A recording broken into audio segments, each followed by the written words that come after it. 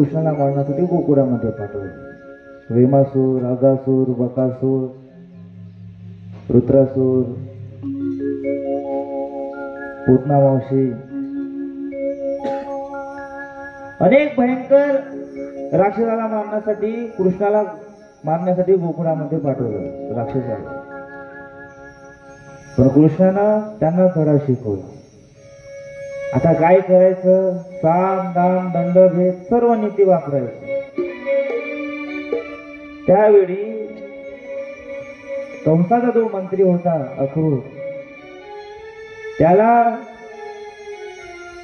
पाठवण्याचा निर्णय केला की कृष्णाला घेऊन ये मथुरेमध्ये मामाच्या घरी. तो नक्की कोणाला पाठवलं तर कृष्ण येणार नाही. आता काहीतरी नीती वापरावं लागेल. म्हणून अक्रूराला कंसाने आदेश दिला की तू जा गोकुळामध्ये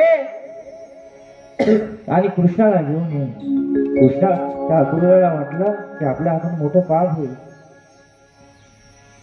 पण देवाला माहित आहे आपण काय करतो का नाही. अक्रूर गोकुळामध्ये आला. गोकुळामध्ये अक्रूराचा रथ प्रवेश केल्याबरोबर सर्व गोपींना माहीत पडले की अक्रूर आला, कंसाचा मंत्री आला. काही ना काही याच्या मनामध्ये कारस्थान असेल.